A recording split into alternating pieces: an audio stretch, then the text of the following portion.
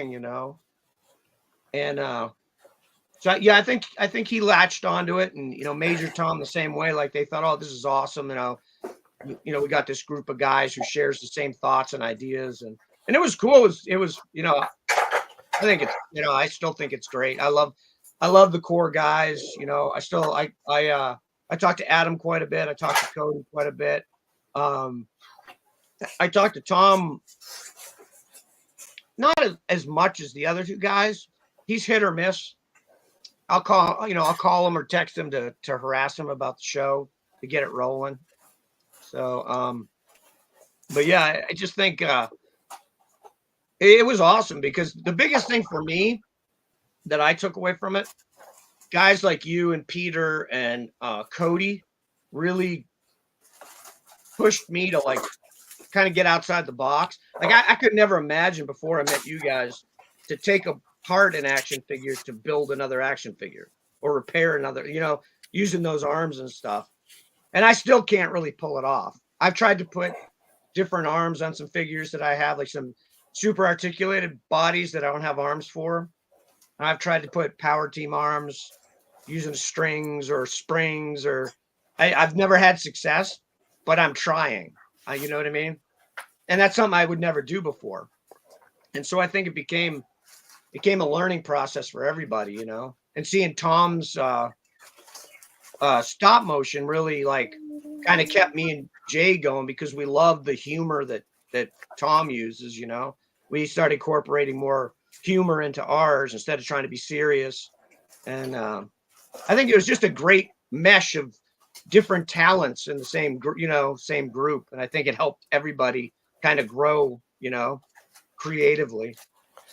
Yeah, I really enjoyed it all. It was cool to become a part of that and watch it kind of grow organically over several years period. And I thought it was awesome. There's Traveling Joe. Yeah, are you guys gonna do anything you got plans for a stop motion with him or anything? Yeah, we started one and just never got to finish it. But yeah, once we get rolling again, probably in the spring after we get through the holidays and stuff. We got a lot of plans. Our Sasquatch is probably going to be, sort of the center of what we do. We've really built I don't know if you remember the video we did a whole fleet of new vehicles. And that's going to be the core of our channel once we get, re-going on that. But Traveling Joe's going to play a part in that. And we're going to have a lot to do. So yeah, I'm excited to see what you guys I'm excited to see you guys get some more time and get out there, and you get going and getting better and stuff. And I want to see Tom come back on there and do stuff, because I think I agree totally with you about Spider Monkey. I think it's something that was super innovative. It was funny. It was original. It was always entertaining. And, that's kind of why I asked him to help me with this latest photo story that Adam and I were doing, is because I wanted, he'd always asked, hey, if you ever need a voiceover or you never need help for a year or two. And I finally said, yeah, I definitely need your help on this one. And he came through and he did some really cool stuff. And I think you guys are really going to enjoy it. It's going to be fun. So I'm excited to drop that photo story, and I'm really excited to see what you guys are doing. I just enjoy our little group of people, because I think we all share the same common core values in a lot of things we do. Yeah. In our collecting and a lot of other stuff. And it's entertaining, it's enjoyable, and it's cool to have a group of guys who enjoy a hobby, Yeah. I don't know if anybody enjoys it as much as Adam. Adam's awesome, man. He is, isn't he? I love that dude. He's so I'll tell you something that just happened. So Adam and his wife, they're originally they lived in New York before moving to Arizona. Oh yeah. They're looking possibly moving back. So she has family there. They just drove up there. They were on vacation, and on the way back through, he comes right by Erie, and we were able to meet up just last week and have lunch together. Oh yeah, okay. Yeah, so that was really exciting. And it was cool too because he was flocking some heads for me. And so we meet at Cracker Barrel and he's like, here's your heads. I'm like, hey, cool, thanks. Didn't have to worry Yeah. about the mail. So yeah, we got to Uh, meet. So now I've met him and I've met Cody. And so now we got to get the rest of us together. yeah, yeah. I would hope to. I hope to do that. You know, ironically enough, my best friend lives in Bethlehem, Pennsylvania. Oh yeah. Yeah, that's where he lives. So I always want to try to make it out and visit him one of these days, but I haven't made it out east. I usually head west, which I don't know why, but I do. Yeah. Hey, West is nice. West is nice. by the way, a fun fact about Pennsylvania: at one time, your state had the most structurally deficient bridges in the United States. I agree. Because I think all that do you have used? I think you guys used to. You might still have the most truss bridges in the country from Carnegie Steel. Yeah. Andrew Carnegie, you know, and Mhm. I took a. I used to. Well, I do bridge repair plans. That's what I do. I design repair plans for bridges, and I took a inspection class probably 5 or 6 years ago. It was like 2 weeks, and they were talking about this guy works for the Federal Highways, and he was talking about Pennsylvania, and I'm like, well, that makes sense, you know, all the Carnegie Steel and all the steel structures you guys have there, because you Yeah, know they you just had guys. one- What's the one that? just collapsed in Philly. Oh wow. Yeah, like not too long ago, like 3 or 4 weeks ago. Yeah. Yeah. It's not something you never want to see. I can tell you this. I go out and I probably during the winter usually I will go out and once or twice a week maybe and go and look at whatever projects I'm working on. So I'll get under bridges, get up under the abutments and superstructures and look at stuff. And there's ones that we have here in Illinois, and I'm like, holy smokes, man! You know, it's just so wild. How deficient everything's getting because the infrastructure is kind of crumbling in front of our eyes. Which is Woo! crazy because they just did $1 billion, billions of dollars for the infrastructure, and it doesn't seem like they're doing anything with it. Well, it depends where you're building it. You might be building it somewhere else overseas. Yeah, yeah. Well, I guess we probably shouldn't start down this road. Woo! Nope. We might end up losing subscribers. So I don't care. I don't care. I was Yeah, going to we tell might. you. I was going to tell you. I had internet. Apparently, we had some internet issues. So the first part of our stream didn't even get recorded because Oh, really? I've got some. They're running a bunch of fiber optics right now in our town, Oh, yeah. and we've had some janky internet here lately. Usually, my internet's really good, but that doesn't matter to me. I don't give a shit as long as we're all having a good time. Who cares? That's- So everybody's on there now. I've got it up and going. So Yeah. every once in a while we'll have issues, but technical issues never really bother me. Yeah. I Maybe. don't really care. So I don't understand. So do you do you collect comic books? So when I was a kid, I did, and Yeah. then I left them all behind when I left for the service, and my little brother kind of inherited them, and I don't know whatever really happened to the core of them because when I came back, he was still collecting, but he was collecting a whole new different bunch of comics. I don't know if he traded mine off or so here recently I just started to kind of get back into it, but I don't collect for I'm not out there trying to find perfect condition comic book. Yeah. I'm trying to find mostly what I look for is Tarzan, Mm-hmm. of course, and and like Sergeant Rock, Sergeant Fury, or any old war, like fighting Marines, fighting Army. As a matter of fact, just the other day, so I have all my comics in a box, and a lot of times I'm just like, I hate these are in a box, So I made a binder where I could just kind of flip through them. Oh wow. So that's DC Comics #1. Wow. What year's that from? It's like early 70s, maybe. It's really weird about Tarzan because I think Tarzan was in the most, and I'm not a comic book expert, but actually I have like, so there's a Marvel Comics Tarzan. Oh yeah. So That's DC cool. ran them.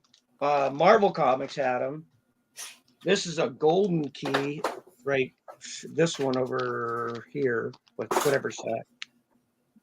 No, that one. That one is Golden Key, and then there's also I don't know if I have a Dell in here. I don't have one in there, but so he was already also in Dell Comics and Charlton Comics. All had Tarzan between 1952 and whenever they stopped. Marvel was last, I think, through the 80s and 90s. I think DC was like late 60s into the 70s. I'm not real sure about the dates, but so it's really cool because there's 5 different companies that you can actually get Tarzan comics from. So I just wanted to, some of my favorite covers I put in so I could look at them. So is Tarzan is that probably one of your favorite characters of all time? Because I know you really, really like that a lot. Yeah. So Tarzan. So Captain America is my favorite superhero. Uh-huh. With Punisher's a close second. Those are my 2 guys. Tarzan. I used to read the comics, and then when I got a little bit older, I actually read the novel. And that's a lot of people don't even know it's a novel. Yeah, probably a lot of people don't know a lot of things are novels, but yeah. Yeah, that's true. Yeah, and once you read the novel, you realize how different the original idea is from. Mm-hmm. I mean, it's the same, but it's much more graphic in the novel. It's a whole different story. It's an amazing book. I've read it like 20 times. Mm-hmm. And so as I read the novel and then started kind of using the novel in my head to reread comics and rediscover some of the old Johnny Wise Miller movies and stuff. He became definitely one of my most, probably tied with Captain America for favorite character of all time. It's an amazing book. The comic books are fantastic. The movies are fantastic. I was always a little bit actually my favorite cartoon in the 70s was the Tarzan, which I think they only ran for maybe 1 season. But it always bothered me how few toys there were. I mean, there's a lot of weird ones out there if you can find them, but it's really hard to find Tarzan toys. And that's why up behind me there's the one that you sent me actually. Oh yeah, the one from Trendmasters. Yeah, which those were cool. I did have some of those. I don't know if you remember. I've mentioned it on a few of my my videos. I had my goal was to have a toy store. So back in the early 2000s, I was collecting everything. I had like tens of thousands of action figures, and not even stuff that I really liked, just stuff that I wanted, to put in the store. And then a family member robbed me, stole everything I had. Oh, I think you told me that. Yeah. So I did have some of those. But when I rethought it, I'm like, there's no way I'm going to ever accumulate what I had. Because by that time now, I got kids to put through school, college for kids. And so that's when I finally narrowed into just, my favorite's G.I. Joe. That's what I'm going to run with and stuff. So when you sent me that, it really kind of sparked so I started hunting on eBay to see what other things were out there. Bear with me on the cough. Oh, you're fine. You're fine. So I don't know if you remember that Mattel actually did a big gym of Tarzan, and he's almost impossible to find. I think I've seen pictures of that. Yeah, I had him as a kid, but I like if you go on eBay now, there's maybe 1 or 2, and they're a couple $100. They're they're pricey. So I'm glad actually you brought that up because I've made 2 or 3 custom Tarzans, and I've never liked them. I've always dismantled them. I have the last one I did, I kind of liked, but I just used a Hasbro body. But I just finished one. Let's see it. And I kind of based it. I'm working on a diorama for it, and we'll see if you think this is kind of neat. But bear with me on this too, because I only got one arm. You're I mean, I can fine. use one, but- Oh, wow. So I'm building this. Oh, cool. It's like a terrarium. So yeah, all I did was took an aquarium and tipped it sideways, and then on this part where the lid goes, I'm just gonna put a black thing with more of the foliage, and so you can see the foliage I got going. It's not done yet, but so it's gonna stand up like that, and two sides will be black and two will be glass. Wow. And then I haven't decided. Give me one sec. I haven't decided whether he's going to be with this guy. Did you make that? No, this is one. It's almost exactly like the Yeti from the Yeti set. Well, I've never seen that before. It's a King Kong. It's the same exact size as the Yeti. It's a King Kong from one of the older movies. I can't remember the company that made them, but it is like plush. Whoa. It has a. Let me see. That's cool. I've never seen that before. Yeah, I got about 6 of them. Whoa. Wow. Because my thing is to have, him with his tribe. He does have a growl, but this one's shot. And then I also had this panther. Oh, cool. And this came out not too long ago. One of the, I think the, I can't remember the set, but they were just kind of knockoff. They're not great, but I'm going to repaint this one. So right here on your little live stream here, Woohoo. I'm going to show off my Tarzan. Let's see it. Now, keep in mind, I like the novel, and of the comics, DC's art is my favorite. Okay. So this is sort of a combination. Now, in the novel, he uses a rope a lot, and they don't really use that in the comics, but a rope was a big thing. And now this isn't 100% done, but since we're here talking about it, and since you got me sparked again on my Tarzan, so I took one of the better, more articulated bodies that you've shown. Whoa. And this head was bald, and I put on all the hair myself. Wow. Look at that guy. And then he's got his rope. Oh, nice. Now in the cartoon and a lot of the books he has, or a lot of the comics, he has the brown, the brown loincloth. Uh-huh. DC he had on the leopard. The I leopard couldn't find a skin. smaller leopard pattern, but trying to get a close up of his face. But, Yeah, that looks great, man. so he'll go in that. Wow. So he'll go in that diorama. The only thing I don't like is the ankles. Yeah.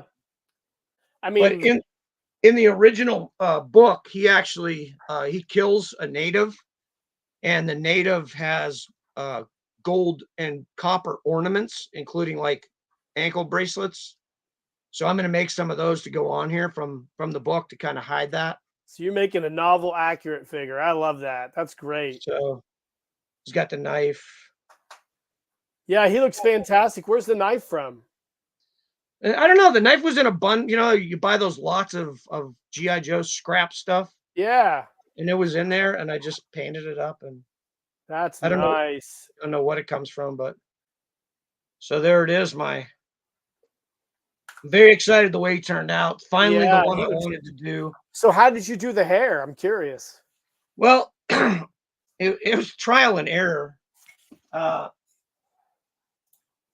So I started playing with longer hair because you guys all do flocking, Yeah. and I do the puffer bottle. I've never had the electro what is it? The electrostatic thing. Yeah. Yeah. And so I do the puffer bottle, and it's not great, but so I started just dabbling with long hair.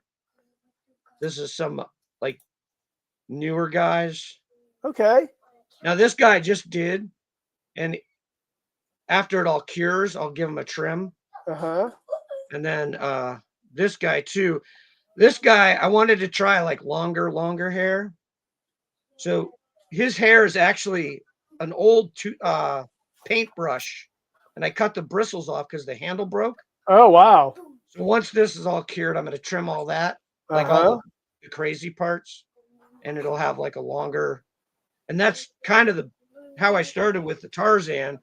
Is I started gluing hair on. I get it as neat as I could, and I let it cure, and then I'd cut it, and then I'd add a little more, a little more. I think I want a little more in the front yet, Uh-huh. but I love the way he looks now. So I'm excited the way it turned out. I love it. Yeah, he looks awesome. You did an awesome job on that.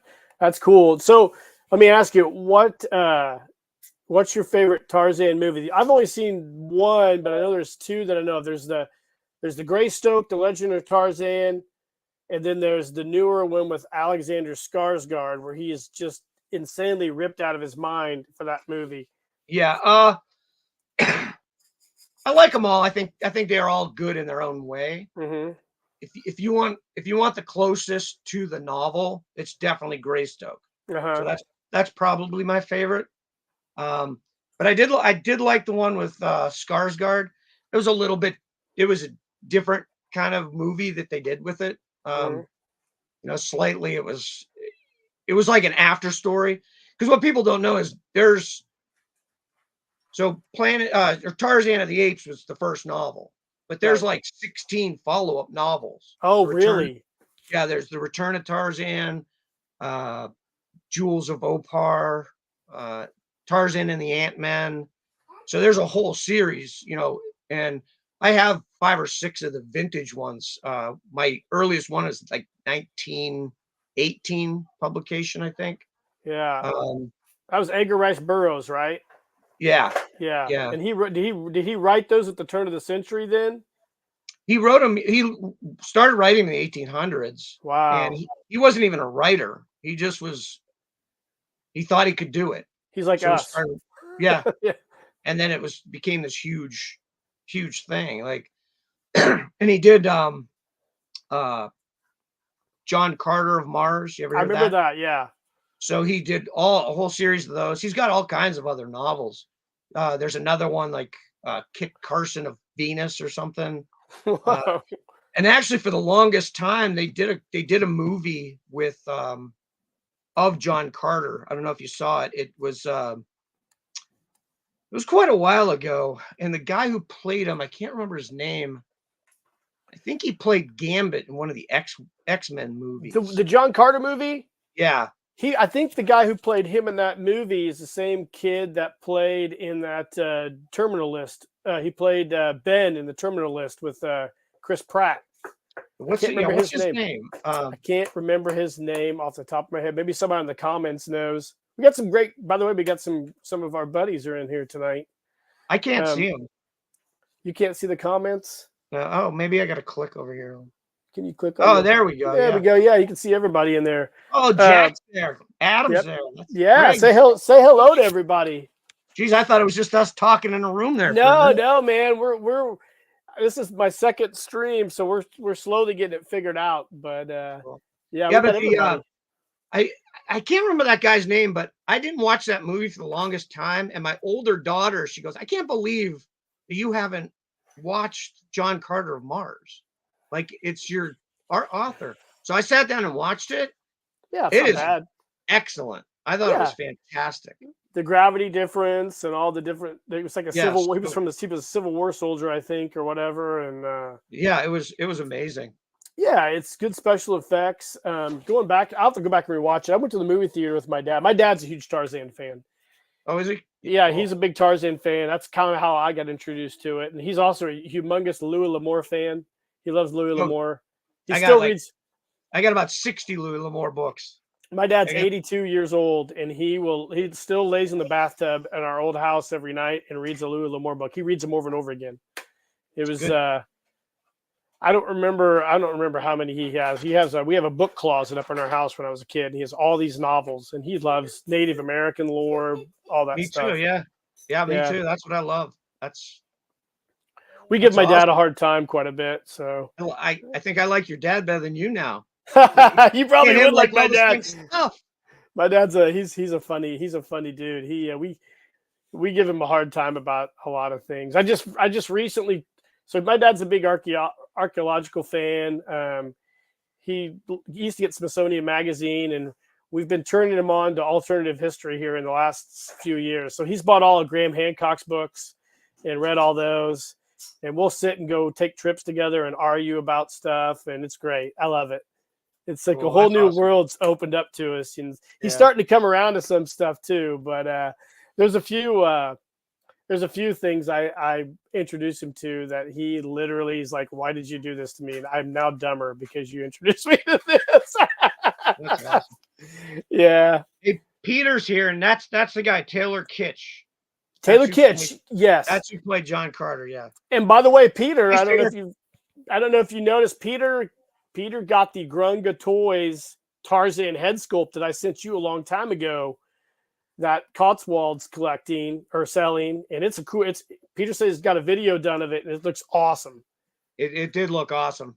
That's in my future, but Yeah, once I get back to work. yeah. You know, it's funny. After I sat down with Felipe last week, I don't know if a lot of these I'm assuming a lot of these guys in here watch that, but Felipe basically, Sydney from Grunga Toys took over Felipe's business, kind of his Super Joe stuff, after Felipe decided to pack it up and take a break for a while.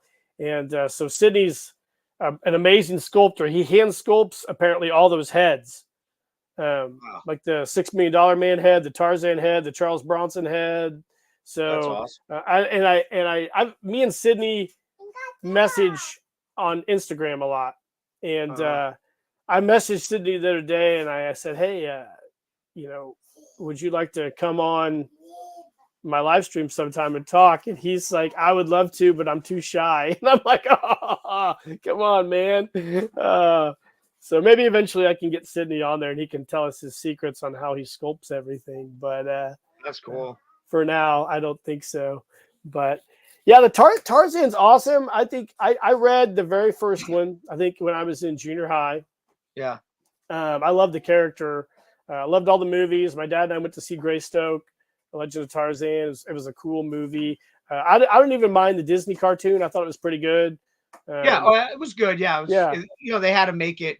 If people who haven't read the book, if you ever read the book and It's then violent. watched Disney, Yeah. it's way different. He when he kills his first man because he doesn't know what it is, he's contemplating eating him because he's hungry. Yeah. And he's like, well, in the jungle, whatever you kill is your food. Yep. And so it's like, then he starts to think, oh, this is more like me than the apes. So maybe I'm not supposed to eat them because we don't eat apes. Like maybe I shouldn't eat them. Yeah. And like it's pretty graphic violence wise. You're not getting that out of Disney, man. No. I like the 1970s cartoon too. I remember watching that in Flash Gordon. Mhm. The fact that Grunga Toys Tarzan reminds me a lot of the 1970s Tarzan cartoon. Yeah, I love that cartoon. Was that Rankin and Bass maybe that did that one? I can't remember. I love cartoons, so I'm not sure who did that one. I don't know. I just saw a really cool thing on Rankin and Bass though. They did all the stop motion Rudolph and all those. And it was really cool. It was about the puppets. Like, where are the puppets? Yeah. And so apparently they were all lost in time until like 1990 something when some guy shows up on Antique Roadshow and he's got a Rudolph the Red-Nosed Reindeer and a Santa Claus. They're big too, right? They're like 18 inches tall. They're actually closer. They're about 1.6. They're between 12 and probably 16, but they're pretty close to 1.6. I was surprised. That's what I always thought they were. But so the story was that his aunt worked for Bass and Rankin, and they often gave the puppets to employees when they were done with them. He said they had a total of 10 of them, but the rest of them melted in the attic. He said she would just decorate for Christmas with them. Can you imagine? It's on YouTube. I'll have to find it and put a link in one of our videos. Yeah, it's really they did. So Bass and Rankin did the stories and the storyboards, and they sent them to Japan. And Japan molded all of the puppets and did all the stop motion. Wow. and it talks all about that. It's really a neat story. And since then, they've had some more turn up, and some of them are in various museums now. It's very Yeah, very cool. definitely post that video. I would watch that. I'm a huge fan of the original Rudolph and all those old Rankin and Bass stop motion videos. Because remember the original adventurer, Yukon Cornelius. That's is great. Yukon. Yeah. Did you where is that one of the head sculpts from the action figure lines that you just put on a GI Joe? Yep. That's awesome. That's great, man. I added That some is awesome. tattoos. I got some tattoos in there. It's hard to see. My computer's not that great, but got some chest tattoos. Oh yeah, that's great. Me and Adam were man. talking. I'm convinced because Rudolph came out in 1964, the same year as Joe. Okay. So I think he was on their minds, and I think he's the basis for the adventure team. Oh my gosh. Him We've and been him, the Sea Adventurer, I think were brothers and just went separate ways. One to sea, one to the Arctic. we've been So watching the original Johnny Quest on Tubi. My son Ollie and I, he'll watch it for a little bit, but I've been sitting down and watching it, and I just forgot how super awesome that cartoon was. yeah, You know, yeah. And just it's too bad that somebody in our group doesn't make some customs of that and make us photo story. I know. I Like, wonder what that guy's been doing. man, somebody should do that. We Yeah. should get a response here in a minute on the side. Oh, I'm sure that we will. Peter says that it's the 1976 Filmation Tarzan. So that was the one that Grunga Toys looks Oh, a lot okay. like. So I remember that cartoon. That was in probably syndication when I was a little older. But yeah, so let me ask you. I always like to ask everybody this now. So where do you see the state of our hobby? Like, It's hard to say. Paul's had on a couple young guys on his mhm. thing, and it seems like there's maybe more of them out there than we know about. Like even Jameson, I kind of get scared because he still loves his collection because he's got his own collection separate than mine. Um, but he seems like he's lost a little interest a little Mhm. bit, but then all of a sudden he'll get interested again. It's just kind of he's at that age where it's kind of like, you know. So I think that as young people, if you can introduce it to people that are younger, I think they're gonna like. Did you see that one kid that was on Sam Burchett that was on Paul's? He collects a lot of action men. Yeah. Yep. He's out in California, maybe. Or Yeah, something like yeah. that. Yeah. Yeah, he did Paul's show. It was Sam and Jay and another kid. I can't Yeah, remember Jay his was all name. dressed up. Yeah, yeah. Yeah. So it was cool seeing those three young guys, talk about it, and then but that's Sam. I guess he does a lot of stuff. He does some custom stuff that he sells, maybe 3D prints already. Oh wow. So I think if kids could get introduced to it, like say, I don't know, this is going to sound dumb, but Hasbro do like a 60th anniversary 12-inch figure, and gets it out there to like a younger generation again. Hmm. I think it would really blow up because I think kids are probably bored with the plastic guys that you can't, sure you can paint them, but you can't kit bash them. You can't make them what you want them to be. You know what I mean? You're real limited, right? Unless you have a Yeah. 3D printer and you have a Yeah. resin printer and you're like super skilled at it. Yeah, I was thinking about that last week actually because we were out in the country. It's me. We have like we have like a little. My sister-in-law has a little farm out close to where I live, and we have this barn. And we were in this barn. Me and Ollie were out there. We took his GI Joes and some other stuff like a remote-controlled truck, and we played out there for 2 hours. But in the barn, there were all these groundhog holes, right? So the groundhogs I dug around this barn, so these holes. So we took his GI Joes, we took a fishing pole, we pulled the GI Joes through the holes, and he played in the holes and dug around for probably an hour. Loved it. Had his GI Joes, loves his GI Joes. I've given him like 4 or 5 to play with, and it kind of builds his imagination. And Yeah. fosters his imagination, and he's really good at that. But I'm worried because as technology increases and kids are on tablets and kids are doing all this other Yeah. stuff, I think they lose that wonder associated with going out and sitting in the woods and playing with your toys and just creating your own adventure. Does that make Yeah. sense? Yep. Absolutely. So I'm Yeah. really That is Go ahead. that is the competition, though. Really, is all Mhm. the technology, and it's sad because I always make my kids like we used to just go outside constantly. We go out and play. You know we play with the GI Joes and Barbies, and go in the creek and play, um and I think are a lot of parents these days, and I'm not saying it's selfish, but they get to that point where it's just easier to put the kid in front of a tablet, Right. you know?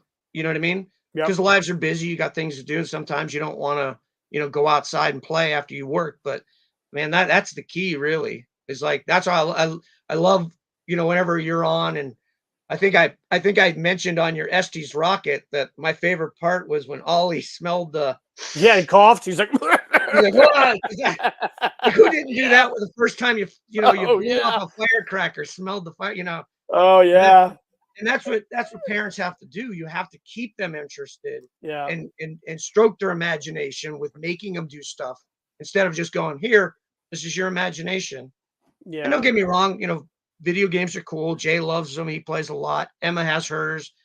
But some days I just go, "Okay, let's go do something." yeah, And they go, "Oh yeah, you know what? Let's go. It's a nice day. Let's go." yeah. So you gotta not get in that rut where just because it's easier for you, you have to be part of their imagination. You know what I Yeah, I mean? love your creek videos. I love when you guys head out to that creek. Now, is that creek like near where you live? Yeah, it's about only like a 10 or 15-minute drive. Yeah. Yeah, that's cool. Yeah. I always love that. I love when you guys go out there and test your boats and stuff. Yeah, And that's like our favorite place. We'll go hike it. And we walk in the water. We don't walk in the rocks. We just walk right down the water. And yeah, yeah, it's every great. time we go, everybody's got a backpack with their water and a couple Joes, couple Barbies. We come across something, we pop them up and take pictures. We have so many photographs Uh that huh. Jay needs to get up because we have hundreds and hundreds of pictures of just there's a pretty cool little series of photos where uh, Emma's Barbie's running through the jungle and bad guys are chasing her, and then the commander and two guys come and take them out, and it's really cool. It's just we get back and we set the camera down, and that's part of our daily lives more than something for YouTube. But they're really Yeah. neat. And I keep telling them we got to get out all those SD cards and Yeah, you should do that and just like create like a on your Facebook page or something. Just share all those pictures if you wanted to.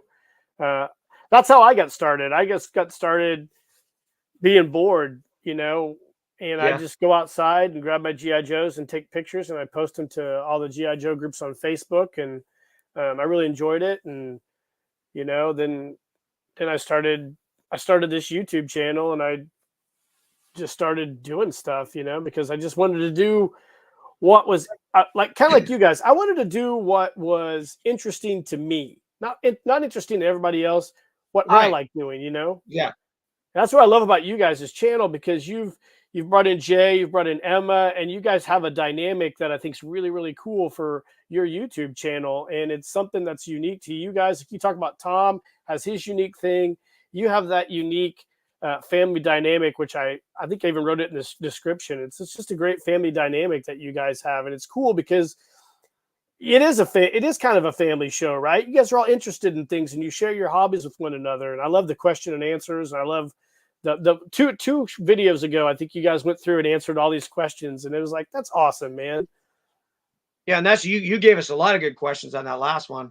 That was Oh awesome. yeah, I love Yeah, asking questions, um, and yeah, it's and just we fun. love that because too. Then if you go to if you go to our comments, a lot of times, the guys in the groups, like Tim Cope and Eddie Burton and Jack and from Big Boss Jack and Roberto, Yeah. they'll go in and answer the same questions. So Yeah. so it starts a whole conversation. And that's why we started it. We just thought it'd be fun to let people know what else we do and what we think, and we'll get some great comments back with people giving us new questions, but then answering the ones that we just went through. So it's fun, and that's what it's about. And that's, I think, because I know there's a couple of guys that have started new channels and other Mhm. guys that are working on it, like, Scooter Jays. Yeah. He's hysterical when he Yep. gets going. Yep. And there's a couple other guys. Richard Brown is trying to start one. Eddie Burton, I think, was going to start one. I haven't heard much if he's going to do that or not. But You've got the I Detroit think you have to. Detroit something too. There's a Detroit's own Oh yeah, MC. yeah, That yeah, guy's got a really cool channel. yeah. I just put something in my watch later from him on a He had custom he one did like of a multi vehicle or something. yeah. But the thing about that is, I think guys got to be careful because it it it does become kind of work, and Mm. you have to remember. And I tell Tom this from Spider Monkey because his thing is such a production to film, Oh, I like, bet. because it's genius, and and he loses motivation. So I tease him and I bust his chops, and he says he says he appreciates it. I don't know. One of these days he's probably gonna curse me out, but his show is my favorite. But I think that what happened to him and to me too, sometimes the YouTube part of it starts to overtake the hobby part of it. Yeah, you can let that happen. And you can't let that happen. Yeah. You can't, and that's why me and Jay will go to the creek, and me and Emma and Jay will do the question, because we just like, well, don't if you start getting stressed out over it Yep. and it's not fun anymore, then you're just killing your hobby. Yep. And it's not worth it. If I ever got to that point, like, and I was there at one point, and Jay's like, man, just either quit doing the channel or just relax. Yeah. Because I would be on his ass about, hey, we got to get a video up. We haven't had a video up. He goes, yes, so what? We haven't filmed anything. We'll put it up when we get it.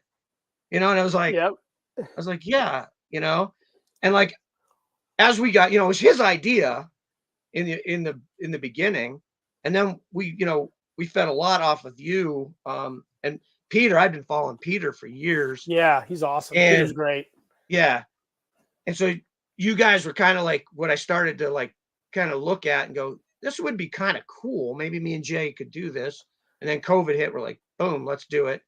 And your style of being on screen and stuff really kind of what got me going. And then after I started watching Tom, I'm like, I want to do more humor in our stuff, because Tom stuff, to me, Spider Monkey Films Super Show is the best thing out there, Yeah, it's in my awesome. opinion. Yep. Now, Emma can't watch it a lot of times because of the language. Yeah. And I know you brought up the language. I don't know why people get bent out of shape without swearing. I don't swear because I'm raising a little girl. Yeah. Now, if I only had boys, it'd be completely different. Yep. So I kind of don't swear around the house, but I swear, like, if I'm in the garage and slam something on my thumb, But Tom's wouldn't be the same without.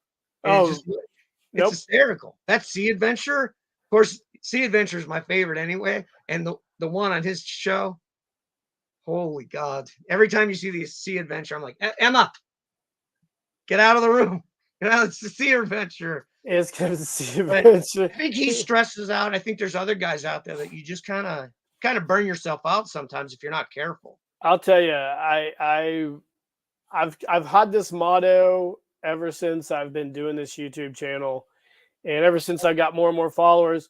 I just don't care about production value. I don't care about negative comments. I don't care if I screw stuff up. Like, I bespeak quite a bit. Like, I'll talk about just things I mess up. Like, I posted a short of the Action Man, Atomic Man, and a guy corrected me and said Mike Power wasn't Palatoy. He was Palatoy was just Action Man. I'm like, yeah, I messed up. I don't care. Like, I tell everybody, like, I have my real job, and my real job I work at where I make my money. Yeah. I care if I mess that job up. This is Right. my job. So when I Right. get on there, if I mess up a video, like if a live stream gets messed up, a video gets messed up, I misspell something, I misspeak, I just don't care because it really, at the end of the day, it has zero impact on my life if I screw it up. So Right. I've always done this YouTube channel. That's how if the minute I start obsessing about getting things right or fact checking or any of that stuff or not screwing stuff up or having it look like shit, then I need to drop it and just walk away because that's Yeah. not what I want it to be, you know? Right. I was just reading Peter said this basically he's agreeing with us, but yeah, he's saying it's just got to be an extension of your hobby. You're Yeah. sharing it. You're sharing your hobby, and that's it. If it Yeah. becomes more than that, and you start stressing out and freaking out, then quit doing the channel and get back to your hobby. Yeah. Don't compare yourself to anybody. Like I always say, I heard Right. this on a podcast. Comparison's the thief of joy. Like I don't give if everybody's happy doing great, I'm Yeah. happy, you know? But I'll say this: it's very easy to fall into that trap, Oh like yeah. because you know, you know, a year ago, whatever, there was, you and Cody were like making like, you know, crazy body mod things, and you guys still do it. Peter does it. Yeah. Like I didn't know how to do it, so I felt stupid. Like I'm like, and that's when I was like, so at the beginning, I was doing it for the wrong reasons. I was doing it because, well, I got to do it because they're doing it, and I Yeah. was like freaking out about it, and I was just like, one day I was sitting here going like trying to get a like I don't know like a gung ho hand into a vintage arm pose, and Uh-huh. I'm like, why am I so stressed out about this? You shouldn't It's be. like I don't have to do what everybody else is doing. I just got to do what I like to do.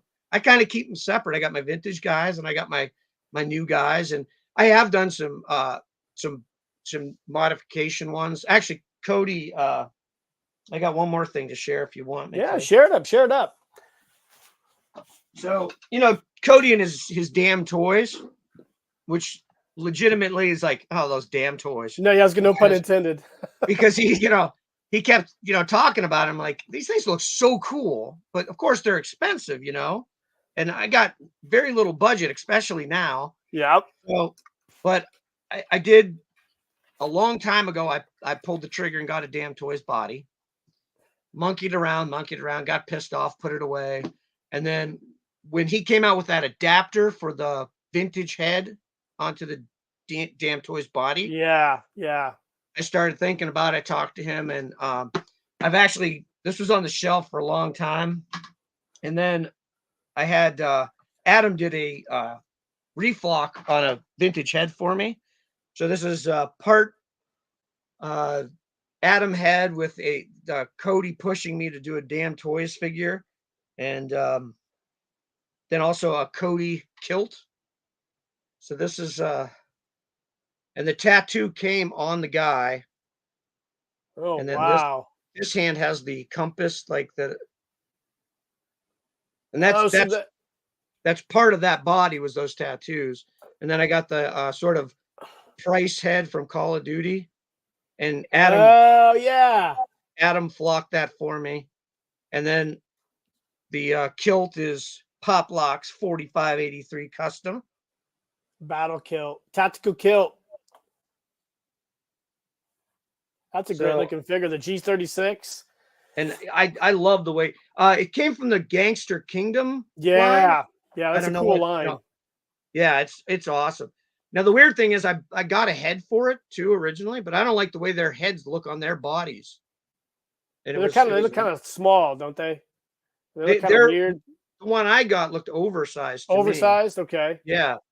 But this is one of my favorite customs now. All because What's his all name? because Cody pushed me a little bit, but yeah, it's really sweet. I love it.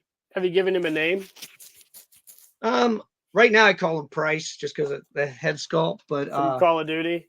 yeah, from Call of Duty, because I love that look. Actually, Adam did another one for me. I don't know if you can see those up there, but so in my no budget one day, I was going through boxes and pulling out every piece and part of vintage I had. Mm-hmm. I ended up all this time in different boxes. I put together 4 complete vintage bodies and Okay. I had just sent Adam 4 heads that I had that I didn't think had bodies, and he just reflocked them for me. Cool. So now I'm gonna figure out what I'm gonna do with that, and but that was really cool. That's a cool build. And I think doing the Tarzan with a different body other than Hasbro, kind of like I was like, yeah, I'm gonna start toying around with this a little bit. Of course, then I lost the job, temporarily, maybe not temporarily. I don't know, it depends on my arm. But so the budget's down, but those two I had started before that, so I had all the Mhm. parts, and I was in a funk for a while with the arm not working. Yeah, I know you were. I I know. was I Yeah. was it's tough. It's depressing. For a good 8 months, I couldn't even work on figures because I couldn't even keep this arm steady. I couldn't have any pressure on it. It works now, but it's not near 100%. So like with that, so you had you've done the rehab and everything, right? Yeah. On it, and then now you're just trying to get the strength back up. Yeah, and it's not happening. And that's so Really? now they sent me back. I yesterday had an MRI and another test where they stuck me with needles and put Uh-huh. contrast in me. And so it's all just an up in the air, but I was in a funk for a while. I was depressed. I bet. I bet. And luckily I quit drinking 14 years ago, or I would have probably just drank myself into a stupor. Yeah. Thank, Thankfully, my kids, they're the blessing that made me quit drinking a long time ago, and they got me through this.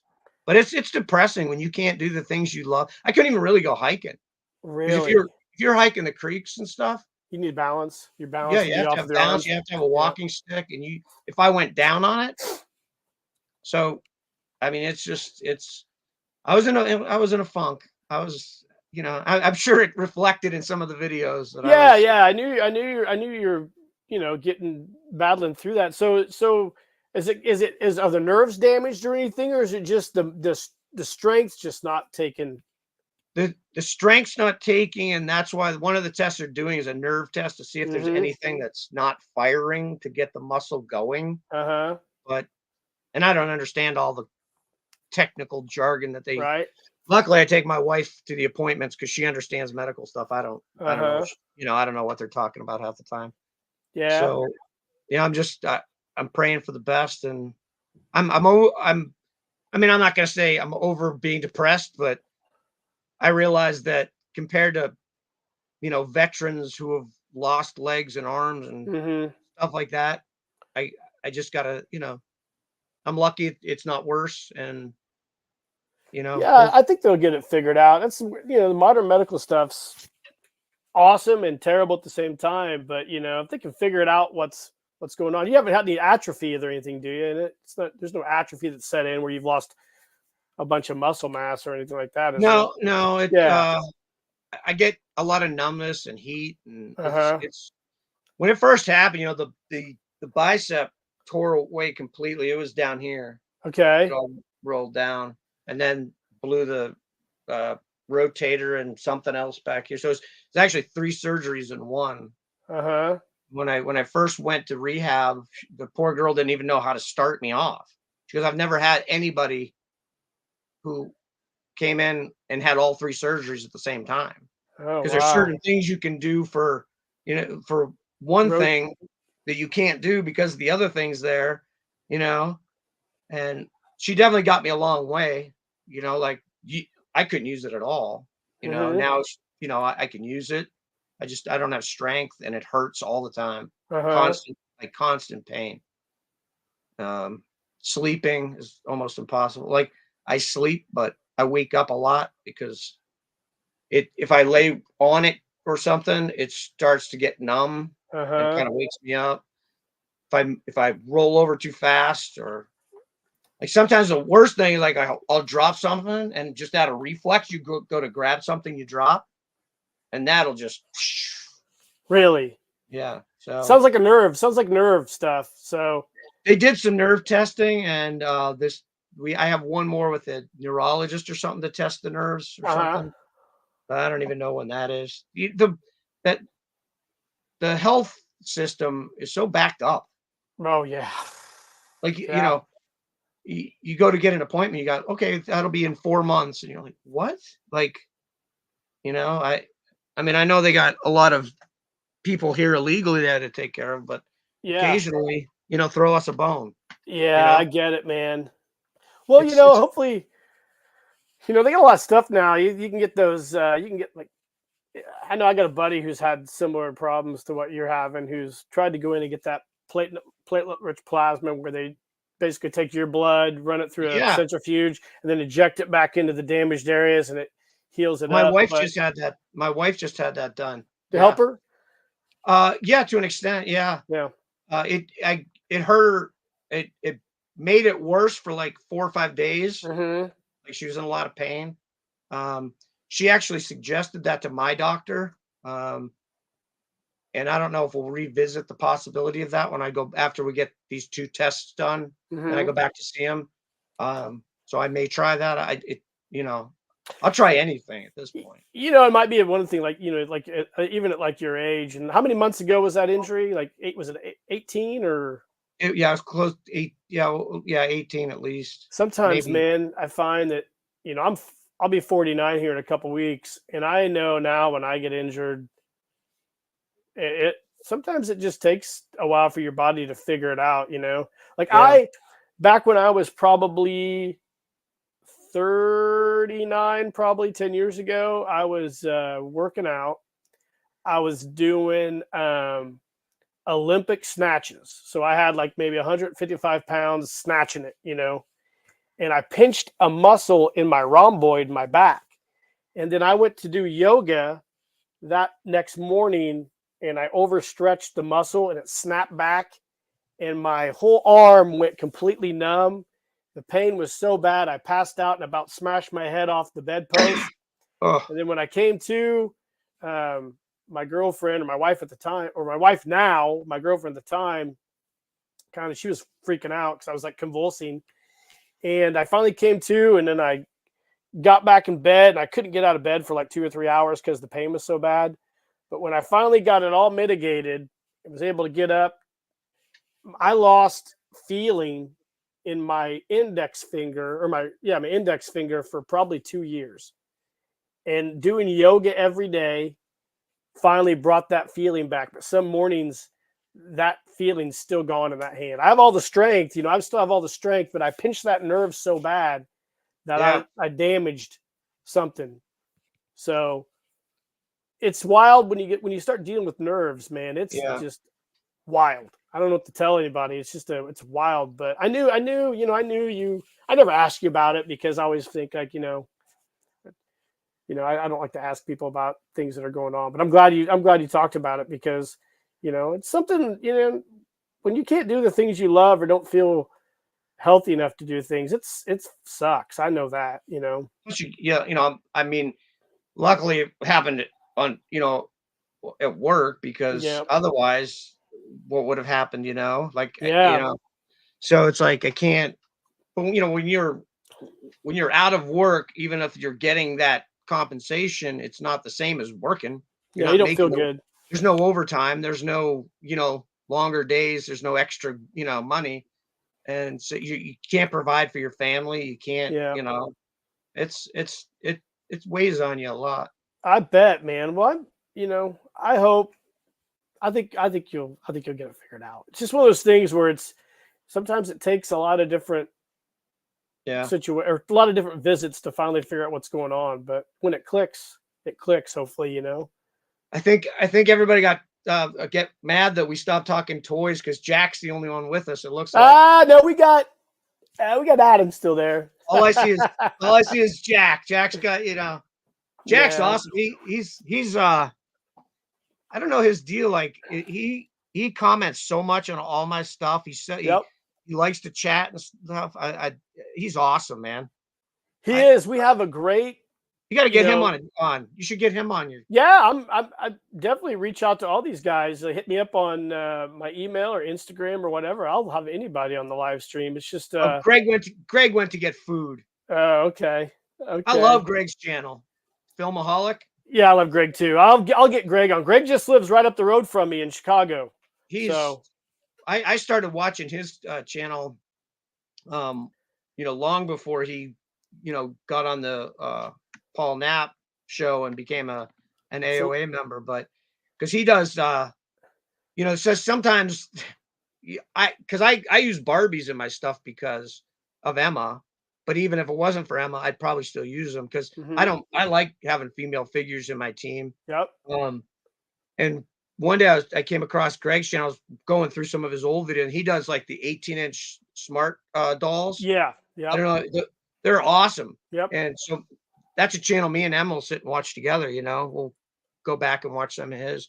And he seems like such a nice guy too. Yep. Amazing voice. He has a sexy Yeah. voice. Yep. Radio voice. Radio Yeah. voice. You just hear him talking. He's like he's got that radio voice. I love it, man. Peter's still here, he said there. And Peter's still here. Yeah, I need to get Greg on. I got a whole list of people that I plan on reaching out to. I want to do like 2 of these a month. So that's my goal. That's cool. I was excited that you reached out to me. Oh, we never get to talk. Yeah, I know. Yeah. I was talking to Adam one day. He goes, "Have you ever talked to Jeff like on the phone?" I said, "I can't remember if we." I don't think so. We text. I said during like the live stream maybe, but I said I don't think we text, but I don't think we've ever, which is just weird. But it's not like I'm not a big phone guy anyway. Me but, neither. But yes, it's actually funny because you talk to Adam on the phone. Yep. Like pretty much, yeah. He's so easy to talk to. He's like the only person I talk to on the phone. I talk to Cody occasionally, but he's got little kids, so he's always busy with the kids, which is why he kind of backed off on his. I just talked to him the other day. Yeah. So he's got, soccer practice and, his kids are great. I got to meet them when we got together. They were playing with we went to the creek when we filmed that little bit, and yep. his kids, they wanted to play in the creek, and he's like, "Dad, do you have any, any figures we can play with?" And he's going through his box I'm like, "Here, grab some of mine." Cause mine are, Hasbro's, man. Just who cares, Durable. He's got his damn toy guys. Like, and he's like, nice "Hold figures. on." So I said, I got some. They were beating the hell out of my guys. And he goes, "Oh, is that okay?" I'm like, "Yeah, they're Hasbro guys, man. They'll take a beating. Those guys go in the creek all the time." But yeah, Cody's really cool, and his kids, his wife, super cool. I don't know if you saw Adam. Adam said 2024 AOA reunion. Yeah, we could definitely make that happen. We got to get Tom. We got to get Tom back in there to the game. Tom, if you're watching this, it's okay. You can come out. You can be part of the gang. And also, if you're watching, Tom, season 2. Let's make it happen. That's one of the things I really love about the AOA, like the original core group. We have a lot of fans who watch all of our channels, who comment on everything. Eddie comments on everything, and it's awesome. Yep. And it's cool, and everybody needs to know we're still out there. I think we all got a lot of stuff going on. I make a ton of videos only because I'll tell you my secret. My secret is I go to bed at about 9 and I get up at 4:30 every morning. So, and I make the majority of my videos on Fridays. Okay. Cause I work 4/10s during the week. So, and I don't work Fridays. So we drop my son off at school. My wife and I go grocery shop, and then we get back by 11. And then from 11 till when we go pick him up, I come downstairs and record all my stuff. And I do it fast, and I don't worry about editing it. I throw it on there, load it up to YouTube, watch it, and then that's it. Like, I don't spend a lot of time doing this, but I spend like a concentrated amount of time doing it. So I've actually loved some of your last few videos where you're doing stuff with Ollie, like the parachute drop and Estes rockets, and because that's the future of your channel, man. Yeah, he's ready.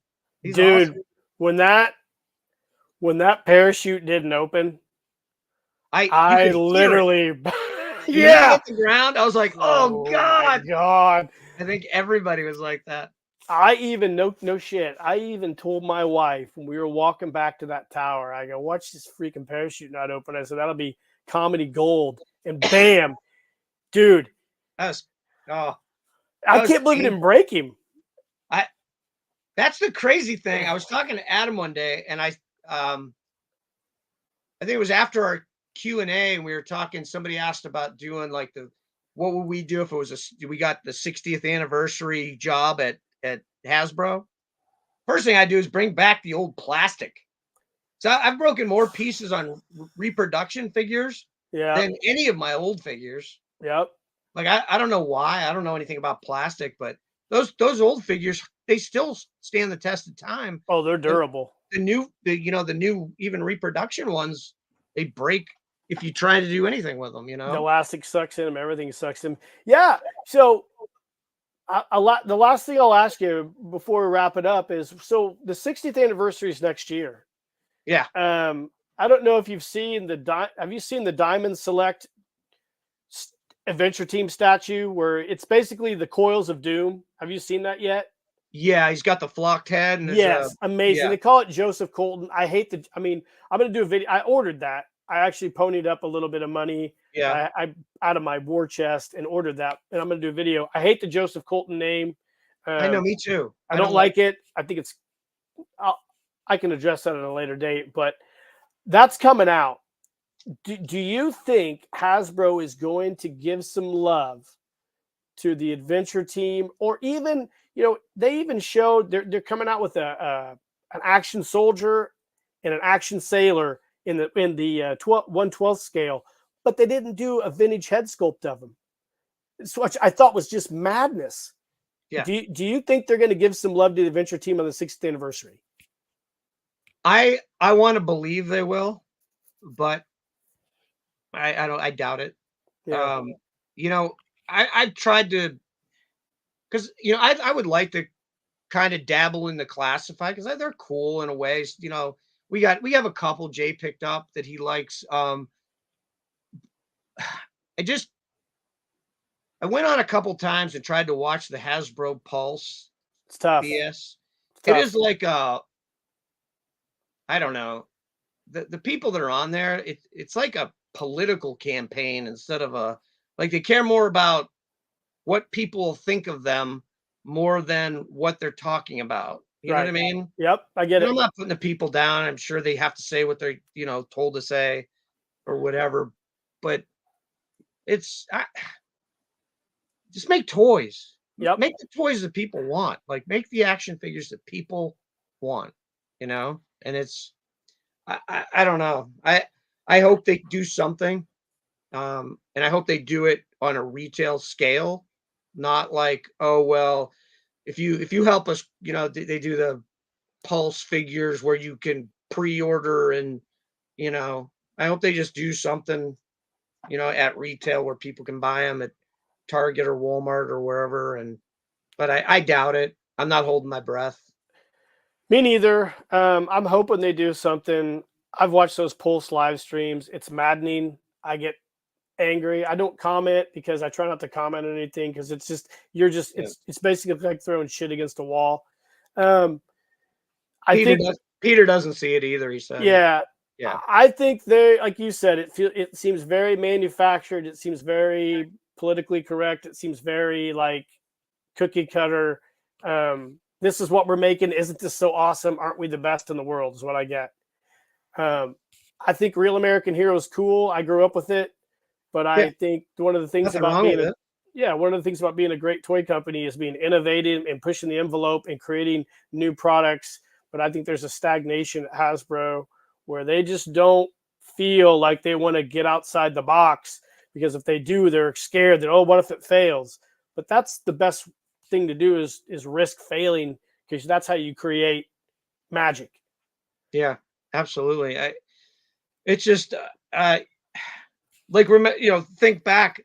I don't know if you've ever read some of the books about how GI Joe got going. Mm-hmm. Um, the one set that the reproduction set that came with the books. That's a great little book to read to understand how, all came to be, and how in the beginning they thought that's a dumb idea. It's a doll for boys. It's never gonna work. It's never gonna, catch on. And then You know, one day they pulled the trigger, they took a risk, and basically the father of action figures was born, you know? And I'm Yeah. not talking about different sizes.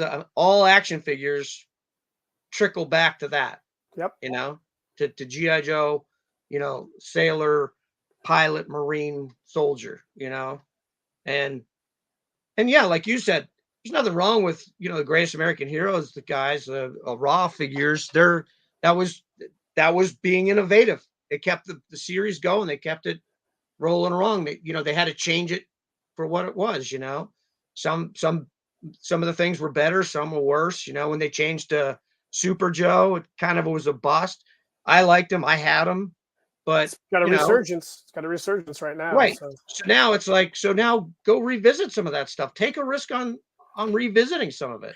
yeah, I That, guess that then you get some of these collectors who are like, looking at just only this, the 6-inch figures might go, oh my God, these 12-inch figures are so much more fun and collectible and playable, really, because I hear a lot of I don't take I think Jay's got like 4 or 5 over there, but I've heard nightmares about how they just fall apart and break, and yep.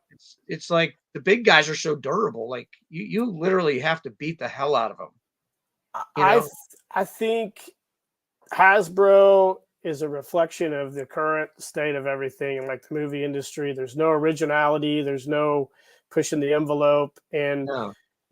like I said, I love a real American hero. I think it's a relic of the Cold War now because it came out during the Cold War, and it's all about military, which is great. Don't get me wrong, but Yeah. with so many cool things that are going on, among all the negative things that you hear about in the news nowadays, right? You and I could talk about that for hours, but the cool things that are going on, you've got, SpaceX, you've got all these new archaeological sites that are being discovered from LiDAR and the Amazon, and you have all these really cool, innovative things, and Challenger Deep and the space dive a few years ago with Red Bull, like. Those are all adventures that make you wonder as a person, like, man, what if I could grow up and do that, Yeah. And that is something I think Hasbro, for some reason, maybe it's because of the people they're hiring out of all these colleges, just can't figure out a way to market a new G.I. Joe to a new generation. And that's, to me, the bottom line. And I don't know why, but I just want to see something new. Yeah, and those points were awesome. Right what you were saying, and to further that along is it would make more sense for these people that get into these companies and they want this inclusion and all that. So Right. why wouldn't you make a line of figures that can be anything they want to be? Right. Yep. You don't have to be a soldier because we made you a soldier, or you don't have to be a villain because we made you a villain. Adventure Team can be anything. You can be anything you want. Yeah, building on that, I'm doing a video this coming week on I restored this Mike Power figure. So why not with all the carnage from the last 20 years of warfare, people who've lost limbs and whatever else, why not do a G.I. Joe who's lost his limbs and reimagine Mike Power, the Atomic Man, for G.I. Joe, a veteran who fought for his country, and he wants to be an adventurer. So you give him bionic limbs and you give him a brand new backstory, and now he's an operative for the government. Where is that creativity? I'm a effing civil engineer sitting there all day just doing mindless punching into a keyboard. All these people at these companies who are marketing people, they should have an imagination, but they don't have shit but pink hair and terrible X accounts.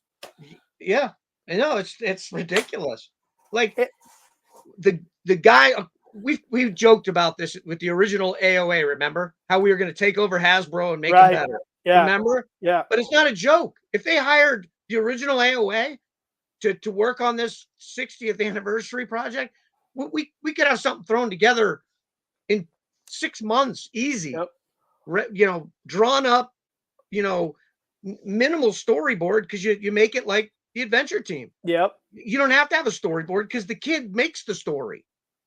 You know, you can do little comics to hint them or, point in different directions. You can do a space one for kids who enjoy space, like you said, the SpaceX thing or Yep. the sky drop and, but like you said, all the people that are exploring the Amazon. And there's one guy, he goes on Joe Rogan a lot. I can't remember his last name, but he goes all over the world. Oh, he goes and looks for extinct animals. God, I can't remember his name either. He's Is great. it He's great. Galante or something? Yeah. Oh shit. Yes, something Galante. Yeah. Yeah, I know who you're talking about for sure. Like- He's awesome. That guy's an adventurer. There's your story. Yeah. There's your guy. I mean, you could do 100 sets of 100 different like extinct animals that they're hunting for, to get on camera, and it doesn't even have to be violence. Yeah, I get it. Like, I don't know, Pat. Like when I watch those live streams and I see the girl there who's their marketing director or whatever she is, she talks about going to the Hasbro archives. Well, I can tell you this: you're stopping at the first 20 feet of that archive, and you're not going back as far enough as you want to go back, because you are missing out on some of the most iconic, awesome stuff that you're ever going to see. And Forrest Galante, somebody just Forrest said. Galante, yeah, ISU RB for all, yeah, he's great. He's right too. He was talking about Voltron too. Like, yeah, I love old school Voltron. I love old school robots. I just love all that stuff that you don't see anymore. All the old toys were better. Like, I mean, like we were talking at the beginning before we got on, we were talking about the adventure people. They had adventurers, they had pilots, they had space people, like the same, where's my Jeep? It was funny because when you did your Jeep, I was like, I got that in the garage. That's a great Jeep.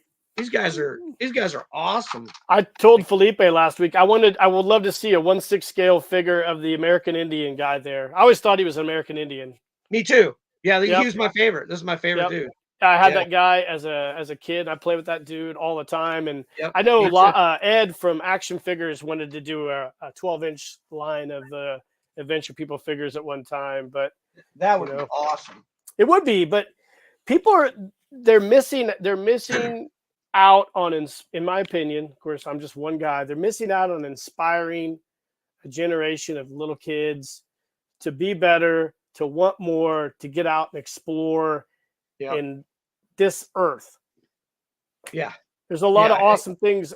Like I said, as many terrible things that are going on right now everywhere, there are so many amazing things to see in our own state, in our own country. Just like you said, going to the creek, going to the woods fosters an imagination in people that these toy companies, to me, are not taking advantage of.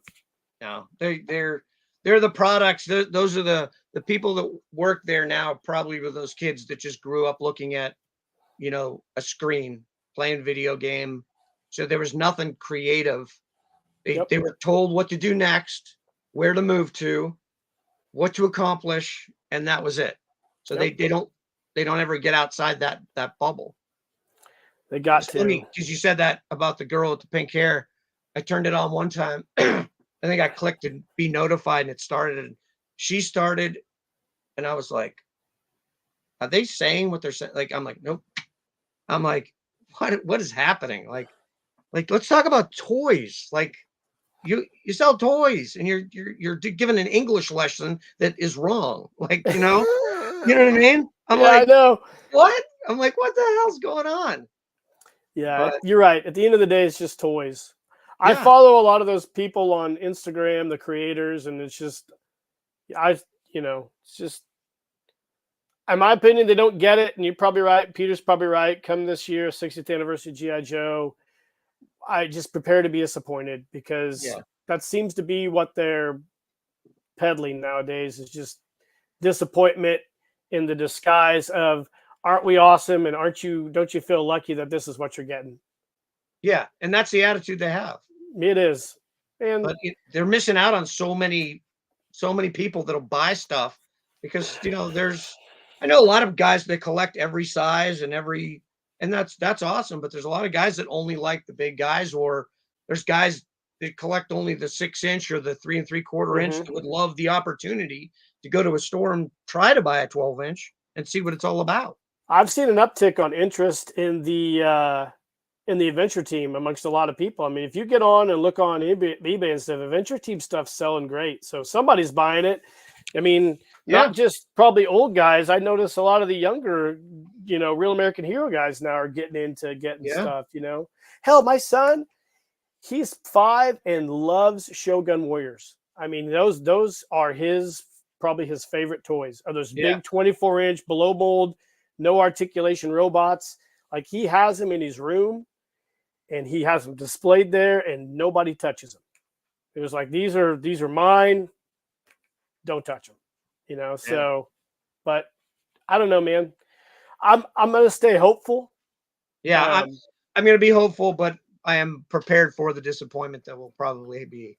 And that is why the Axis of Awesome is here, Pat, to keep G.I. Joe, to keep wonder and imagination alive and push this thing down the chute. Yep.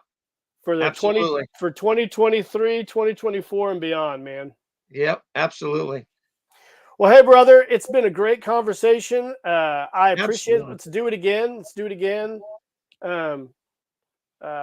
Much love I appreciate to you asking me, man. It was fun. Like we said, we text all the time, but we've never really talked on the phone or anything. This was awesome. We need to. We'll do it again. We'll do it again. We talked for 10 minutes. We talked for 10 minutes before we got on. Now I know. I thank you to everybody who came on tonight on the comments. I apologize for the beginning of the stream, it being messed up, but you know what? Who gives a shit? We had a great conversation. Yep. It was really about me and you to begin with anyway, talking. So let's do it again in 2024 when we get everything going. I hope everything starts feeling better with you, man. Thoughts and prayers to you, dude. I'll be thinking about you quite a bit and the family. I hope you guys have a wonderful holiday. And I'm sure we'll be in touch more. Same to you, and keep getting Ollie ready to take over, man. I will. He's going to be awesome. I hope so. I'm trying my best, but just wait until he's like Jay and outgrows you, and he's looking down on you as you're filming. He's almost as tall as me now, so it happens fast, brother. It happens fast. All right, Axis of Awesome. Bye, guys. Till the next one. See you guys. Thank you.